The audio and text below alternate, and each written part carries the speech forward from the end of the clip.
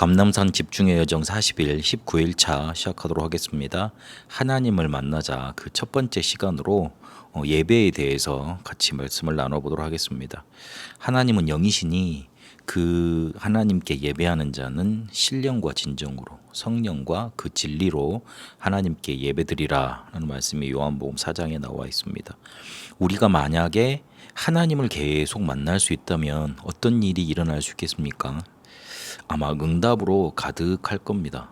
문제가 찾아와도, 그리고 환경이 어려워도, 어떤 실패가 있어도 답이 오고, 그리고 응답이 나타나고 그 문제가 해결이 되니 너무 기쁠 거고 행복할 거고 감사 넘쳐날 거고, 그리고 평안에 이르게 될 겁니다. 그 어떤 문제가 찾아와도 하나님을 계속 만날 수 있으면 하나님이 답을 주실 거 아니에요. 그래서 어떤 것도 문제가 되지 않을 겁니다. 그런데 하나님이 그렇게 우리를 인도하시고 함께하고 계십니다. 문제는 이거를 우리가 제대로 모르고 있고 놓치고 있다는 데 있습니다. 하나님을 계속 우리가 만날 수 있기만 하면 우리의 모든 문제는 실제로 문제가 안 될 것인데, 답과 응답과 해결이 나타날 것인데, 하나님은 그렇게 실제로 우리와 함께하고 우리를 인도하고 계시는데 우리는 그거를 놓치고 있고 못 누린다는 데 문제가 있습니다. 그런데 이거를 할 수 있도록 기도와 예배라는 거 많이 들어보셨을 거고, 그리고 많이 하고 있는 것일 겁니다. 그런데 기도와 예배라는 것으로 하나님은 우리를 인도하시고 함께 하시겠다고 약속을 해 놓으셨습니다. 하나님은 그렇게 우리를 인도하고 하겠다고, 그리고 그렇게 실제로 우리와 함께 하시고 우리를 인도하고 계시는데 우리가 이 사실을 모르고 있고 놓치고 있고 아니면 습관적으로 드리고 있어서 많은 축복을 우리와 상관없이 흘려보내고 있는 겁니다. 하나님은 우리를 인도하시는데 말씀으로 인도하십니다. 꿈에 나타나서 보여주시고 이렇게 막 점주해 주시고 그렇게들 많이 사람들이 알고 있는데 그렇지 않습니다. 오히려 더 정확하게 말씀으로 우리를 인도하십니다. 왜 그러냐면 하나님 그분이 곧 말씀이시고 이 말씀 가지고 우리를 만드셨고 천지를 창조하셨습니다. 말씀은 곧 하나님이라 그러셨습니다. 그 안에 우리의 생명의 빛이 있다고 요한복음 1장에는 말합니다. 이 히브리서 4장 12절 말씀에는 무슨 말이 있냐면 하나님의 말씀은 살았고 활력이 있어 그 어떤 것도 해결할 수 있고, 그리고 우리의 심령과 골수는 우리의 육신이죠. 그것까지도 찔러 쪼개며 치유하고 살린다고 말을 하고 있습니다. 말씀 그 자체가 살아 있습니다. 지금 죽어 있는 말씀이 아닙니다.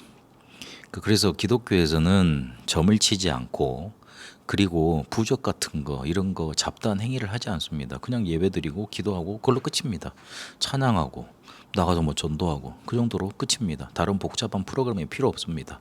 그런데 다른 종교는 다른 많은 프로그램들이 필요합니다. 자기 신을 만나는 어떤 기도 프로그램, 아니면 뭔가 이렇게 많이 부적을 만들어서 갖다 붙이고, 그리고 예배도 복잡합니다. 그런 것들이 많이 있습니다. 죽어 있다는 증거고, 자기들이 가지고 있는 경전이 아직 효험이 없다는 증거고, 단순히 삶의 교훈으로만 머물러 있다는 증거입니다. 그런데 우리는 예배에 성경 구절 한 구절 그거 하나만 읽고 끝나도 괜찮습니다. 왜냐하면 그 말씀 자체가 살아있기 때문에 그렇습니다. 교회에서 많은 걸 하면 오히려 더 하나님의 인도를 받는데 지장을 주는 이유가 거기에 있습니다. 디모데후서 3장 14절 17절에 보니까 하나님의 사람으로 온전케 하는 능력이 그 안에 들어있고, 요한복음 14장 26절 27절에 보니까 우리를 보혜사 성령께서 떠나지 않고 영원히 평안으로 인도하십니다. 말씀으로 그렇게 인도하십니다. 그리고 기도하면 하나님을 만날 수 있게 됩니다. 실제로 하나님이 우리에게 역사하시는데 조금만 기도하면 성령께서 우리에게 역사하십니다. 성령 충만을 선물로 주시고, 누가복음 18장에 보니까 우리 문제를 아시고 응답하십니다. 마태복음 6장 31절 33절까지 보니까 우리가 어떤 걱정을 가지고 우리가 어떤 것이 문제가 있는지 아십니다. 그래서 우리가 구할 건 하나님의 나라와 그의 의입니다. 예배를 통해서 이 말씀을 붙잡고 기도하는 것, 이게 동시에 이루어지는 게 예배입니다. 하나님의 말씀을 공적으로 받고, 그리고 그 말씀을 붙잡고 같이 기도하고 신앙을 고백하는 시간이 바로 예배입니다. 그래서 예배만 잘 드리면 하나님을 만날 수 있습니다. 하나님을 계속 체험하고 하나님이 우리와 함께 하시는 걸 누리게 되는 겁니다. 예배만 그래도 잘 들어도 됩니다. 거기에서 말씀을 잘 듣고, 아, 이거는 나에게 주시는 말씀이라고 내 마음속 깨달아지는 게 있습니다. 그걸 기억하고 조금만 기도 제목으로 붙잡고 기도하면 됩니다. 그걸로 끝입니다. 한두 번 하면 별거 아유 이라고 되겠나 싶을 수도 모르겠습니다. 그러나 계속 붙잡고 이게 우리 속에 쌓여 있으면 경험치가 쌓여서 뭔가 이렇게 나타난다 그러잖아요. 그러니까 어느 순간에 보면 아, 하나님이 내 삶을 완벽하게 인도하시는구나. 나는 목사님께, 나는 어떤 사람에게 내 사정을 털어놓을 수 없는데 하나님은 어떻게 내 마음을 잘 아시고 저렇게 말씀으로 나를 위로하시고 나를 인도하시지 깨달아지게 되어 있습니다. 분명 그렇게 깨닫게 하십니다. 저도 예배가 힘들었던 때가 있습니다. 예배가 힘들었을 때, 내가 먹고 살기 위해서 이 교육자 생활을 해야 되는 거구나. 너무 비참함 속에 그렇게 살았습니다. 그런데 어느 순간 제가 말씀이 붙잡혀지고 말씀으로 하나님이 나를 인도한다는 사실을 알겠더라고요. 그거 붙잡고 기도하는데 하나님이 제게 힘 주시더라고요. 그거 조금만 회복되고 예배 조금만 회복됐는데 하나님이 자꾸만 나를 뭔가 이렇게 인도해 가시는 게 보이셔요.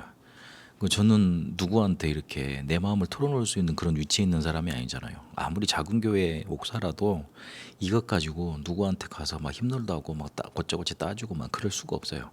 불신자처럼 그럴 수가 없다니까요, 목사들은. 그런데 하나님은 어찌나 정확하신지 말씀 들을 때마다 제게 답을 주시고 말씀 준비할 때 먼저 은혜 주시고 그거 전달하면 하나님이 응답하시고 인도하시더라고요. 예배의 성공은 그래서 인생 성공입니다. 굉장한 캐치프레이즈 같지만 단순한 사실입니다. 예배 성공은 인생 성공입니다.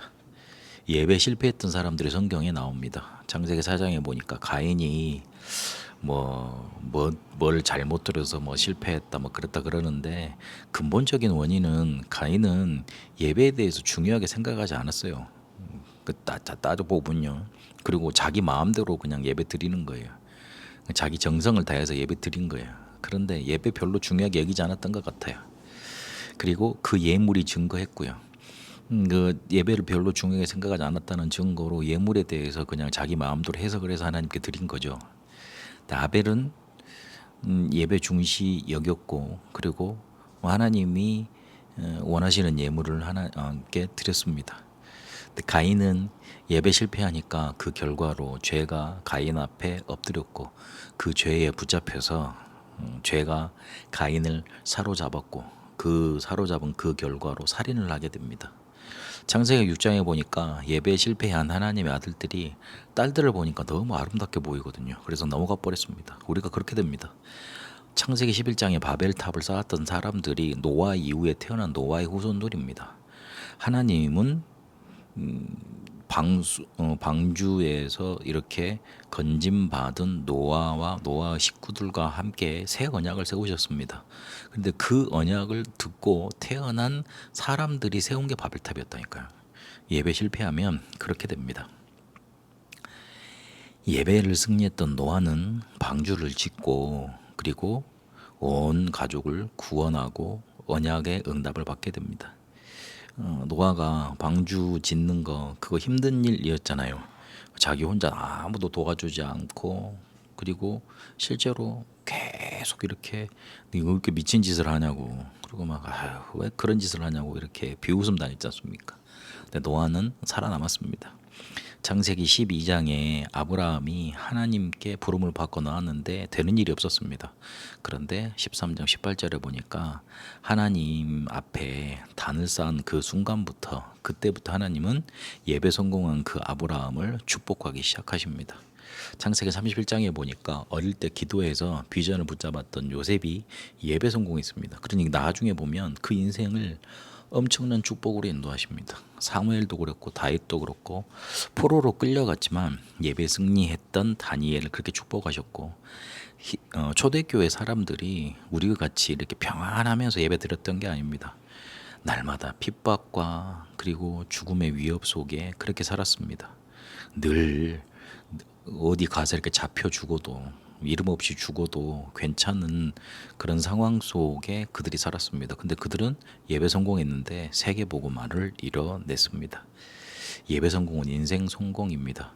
예배를 통해 하나님을 계속 만날 수 있습니다. 왜냐하면 하나님은 그렇게 말씀으로 기도하면 만나 주겠다고 응답하시겠다고 약속해 놓으셨기 때문에 그렇습니다. 그래서 응답으로 가득한 삶 속으로 들어가게 되시길 바랍니다. 그러면 여러분이 지금 어떤 문제를 가지고 있어도 문제되지 않아요. 예배 조금만 승리하시고 인도받으시면 됩니다. 저번 주에 고요한 시간을 가지라고 그랬습니다. 조금 눈 감는 시간을 계속 가져보세요. 그 마음의 소리 때문에 우리가 자꾸 거기에 휩싸여 가는데 그거를 차단하는 시간, 고요한 시간을 만들어 보세요. 마음속에서 나는 안 돼, 나는 힘들어, 나는 어려워, 너는 뭐 저주받은 자야, 멸망받은 자야, 너는 안 될 거야, 왜 이렇게 문제가 많아, 이런 소리들이 많이 들려올 겁니다. 그거를 차단하는 시간. 밖에서부터 들어오는 소리도 차단해야 되지만 내 마음속에서 들어오는 것을, 내 마음속에서 들려오는 소리도 차단하는 시간을 좀 가져야 됩니다. 실제적으로 조금만 눈을 감으시고 고요한 시간을 가지세요. 그리고 이번 주간에는 호흡에 대해서 좀 강조를 많이 했습니다. 들숨, 날숨 100번. 이거를 한꺼번에 하면 제일 좋지만 나눠서 좀 하시면 좋습니다. 요게 먼저 이렇게 숙달이 돼야 됩니다. 고요하고 조금 호흡이 깊어지는 시간 가지시면 됩니다. 하나님을 계속 만나는 것, 예배 중요합니다. 그 축복 속으로 들어가서 응답으로 가득한 삶 누려지시게 되시길 바랍니다. 살아계신 하나님, 우리에게 하나님 만날 수 있는 축복 예배 허락하셨습니다. 이 예배 누려가며 모든 것이 응답으로 바뀌는 축복 인도받게 하옵소서. 예수 그리스도 이름으로 기도합니다. 아멘.